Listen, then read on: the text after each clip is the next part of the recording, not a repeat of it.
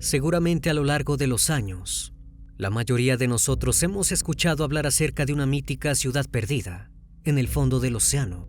Su nombre, tan interesante como auténtico, no permite que se olvide fácilmente. Este nombre fue mencionado por primera vez en los textos del famoso filósofo griego, Platón, en el siglo IV a.C. La obra titulada Critias ha causado gran controversia a lo largo de la historia y en los puntos de vista de investigadores y científicos que buscan fervientemente la verdad detrás de la enigmática leyenda. Mientras algunos afirman que la Atlántida es meramente un mito, otros creen que, al igual que como sucedió con las excavaciones arqueológicas de Ishlimen, que descubrieron Troya, demostraron que la Ilíada de Homero describía escenarios reales. Lo mismo sucede en el momento más inesperado con el hallazgo de la ciudad perdida, Atlantis, bajo el mar.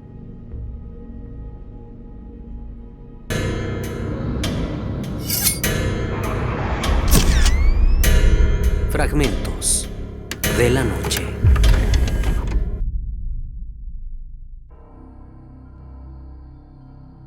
El nombre de la Atlántida viene del griego antiguo, que significa Isla de Atlas.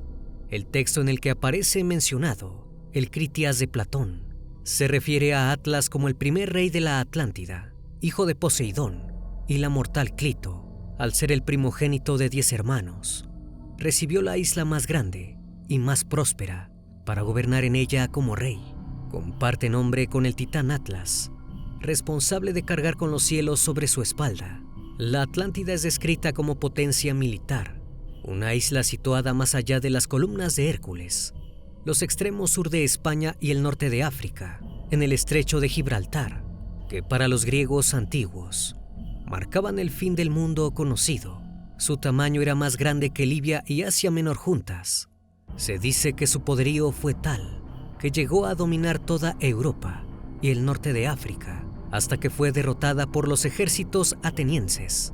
Tras esto, una catástrofe hizo que desapareciera en un solo día y una noche terrible. En los últimos años, la megalópolis que tan detalladamente describió Platón es incomprensible para los científicos, aunque como ocurre siempre en los hechos tan antiguos, los datos contradictorios hacen difícil llegar a conclusiones.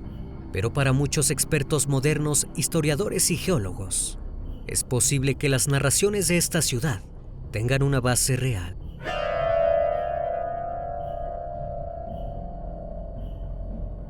El filósofo describió la ciudad en una de sus obras con gran detalle, retratando una sociedad con un elevadísimo nivel de desarrollo tecnológico y organizada matemáticamente mediante la división en diferentes recintos separados por anillos de agua.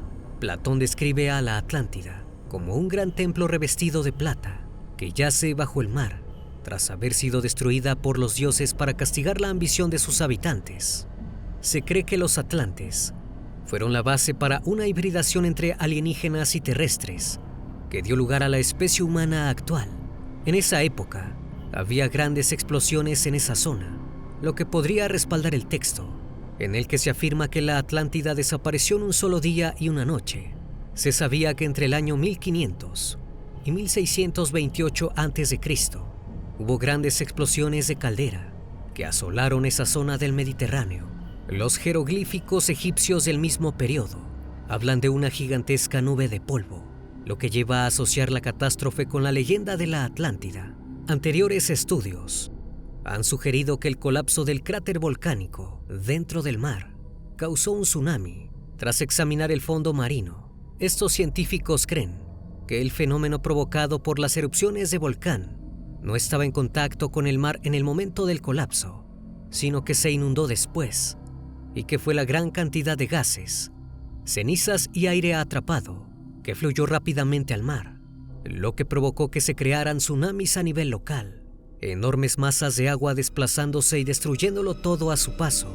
Basan esta conclusión en el hallazgo de una capa de 60 metros de espesor de depósitos de este tipo en la costa de Santorini. Si Platón creó su ciudad metafórica con el ejemplo de lo sucedido en Santorini, como algunos creen, estaríamos ante uno de los sucesos históricos que más huella dejó en la mitología y la religión.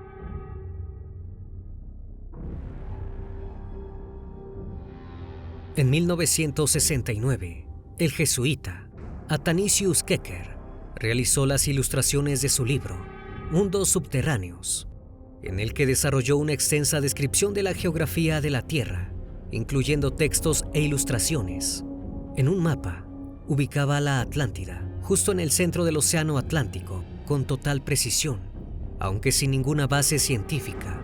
Luego, en el año de 1870, con el libro 20.000 leguas de viaje submarino, de Julio Verne, despertaron muchas teorías, ya que menciona el Nautilus.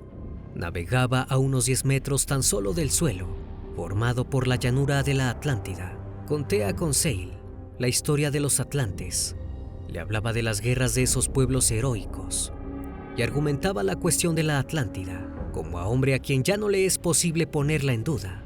Más adelante menciona: ¿dónde estamos?, respondió, en el centro de un volcán apagado, un volcán cuyo interior ha sido invadido por el mar tras alguna convulsión del suelo.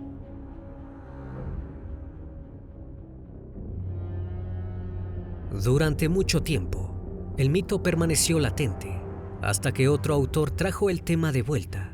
Su nombre, Ignatius Donnelly. Ignatius dedicó gran parte de su vida a difundir teorías conspirativas.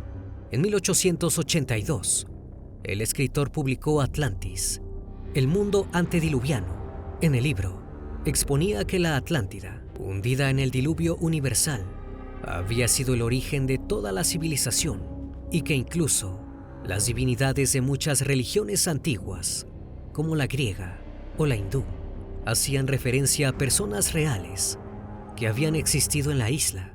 El autor exponía que su historia era la verdad real frente a la verdad oficial, que trataba de negar la existencia del continente perdido.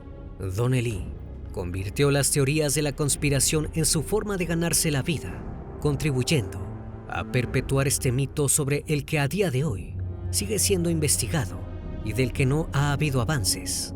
Aunque muchos afirman que el mundo perdido de Atlantis es solo una historia fantástica, otros están convencidos de que en un futuro se realizará el hallazgo de esta maravillosa isla.